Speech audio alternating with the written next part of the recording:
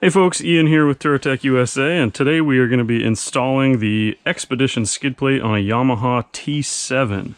This is the skid plate that uses a bunch of different layers to add reinforcement to the motorcycle. So the main component here is your 4mm thick aluminum skid plate, and then you have these two 5mm thick stainless steel plates. This is the front one, and this is, oh man, that's the front one, and this is the back one right here.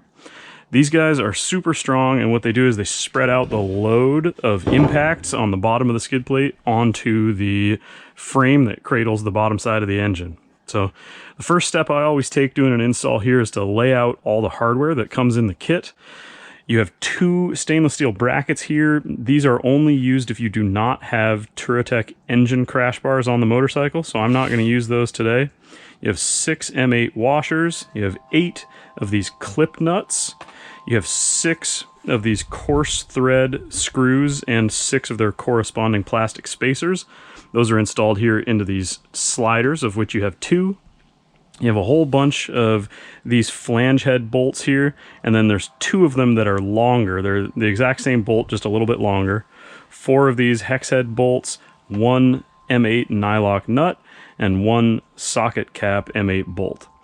So that's the collection that you should have in your hardware pack, and let's get straight to work. So the first thing to do is get on your computer and print out the paper instructions. There's a lot of steps to this installation, so I highly recommend having these handy. Not to mention they have the torque specs right here. We're going to be using the Inox A2, that's stainless steel, and we're going to be using these torque specs while we're working on the bike. So once we got the instructions printed out, first thing we do is install all these clip nuts into the 2 sub pieces. So you start with the front mounting plate, and you install these just by squeezing together and clipping them in. They should be able to slide up and down like this, and they're installed on the inside of the bracket here.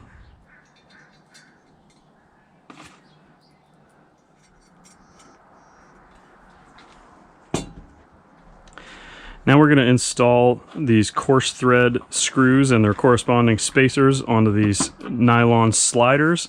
These go into the 1 o'clock, I should say the first, the third, and the last position. They do that on both of the spacers. I find these much easier to install using an electric tool. I'll show you how that works here. So these coarse thread screws use a Torx T20 tool. I use the Cruise Tools drivers on just an electric impact.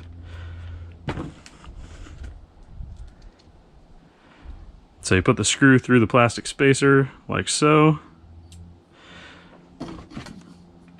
hold it in place,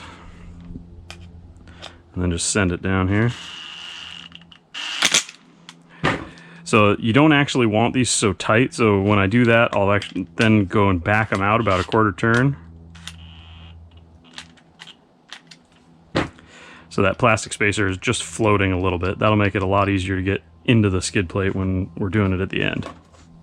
So first position, third position, final position. Now that we've got the 2 sub parts assembled and the plastic sliders all assembled, it's time to head over to the motorcycle and start installing these 2 subframe pieces. So for the front piece, we need the socket cap M8 bolt, 2 of the M8 washers, and the M8 lock nut, as well as 2 of these M6x20 flange head bolts. You can see on the instructions here that these flange head bolts are screwing into the subframe on the motorcycle, so I'm going to put some Loctite on these, and then the M8x30 bolt is going into its own nylock nut, so I'm going to put anti-seize on that one before I head to the bike.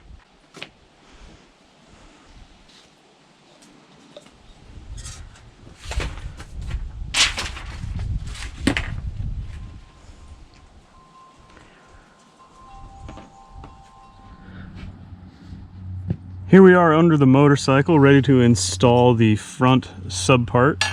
And this installs with 3 bolts, so the 2 lower mounting positions go here and here on the front engine cradle, and then the upper bolt here goes right up in here in this hole that's cast in the front of the crankcase here.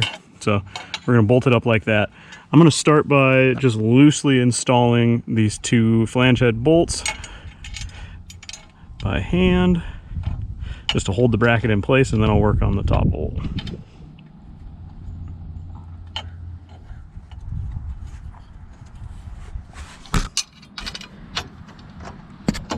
And once you get the top bolt through and we have the two bottom bolts just loosely started, you can take the nylock nut and another one of the washers here and install it on the back side of the upper bolt. Now I'm going to use a Torx T30 bit to snug up these two lower bolts, and a 6mm Allen drive and a 13mm spanner wrench to tighten up the upper bolt.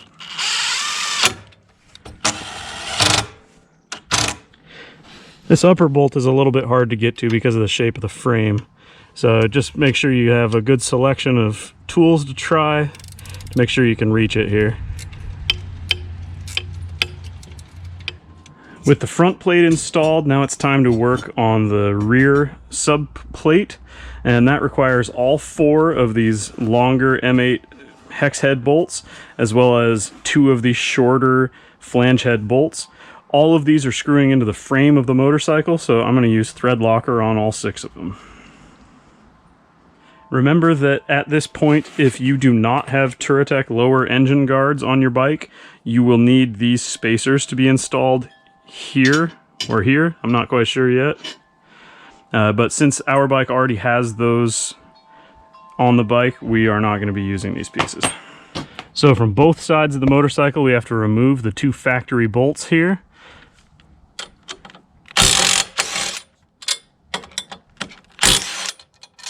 These factory bolts use a 12mm head.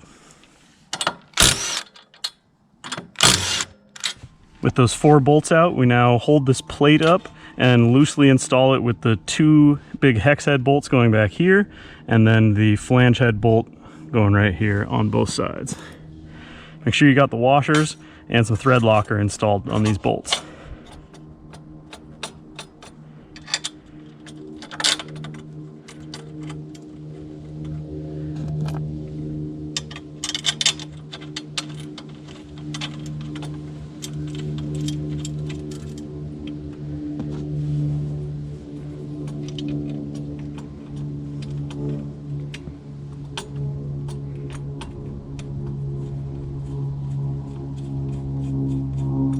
With the 3 bolts on each side now loosely installed, use a Torx T30 bit to screw in the 2 flange head bolts, and then use a 13mm socket to screw in the 2 big bolts on the sides.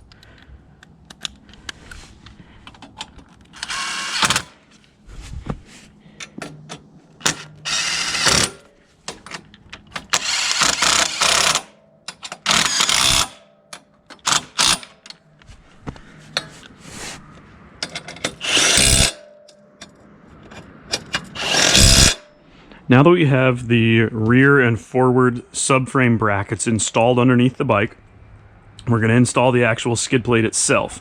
To do that, we are going to use the remaining 6 M6 flange head bolts, and we're going to put thread locker on all of them because they're all screwing into those J-nuts that we previously installed, or those clip nuts, and so we want to make sure that they don't rattle out. So, little blue thread locker. For installing the skid plate under the bike, I like to start with the 2 front bolts that are going to go into these J-nuts here. So hold the plate up with one hand, and with the other hand just loosely start these bolts into the clip nuts.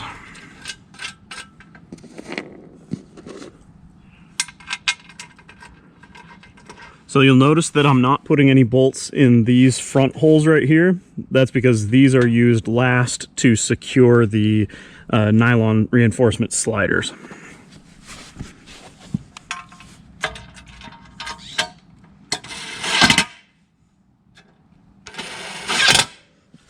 Now the last step is to install these sliders on the bottom side of the skid plate. These are held in place by the little bobbins that you previously installed, and the 2 longer flange head M6 bolts. I like to put just a little bit of Loctite on both of these guys, and then we'll use our Torx T30 to drive them home.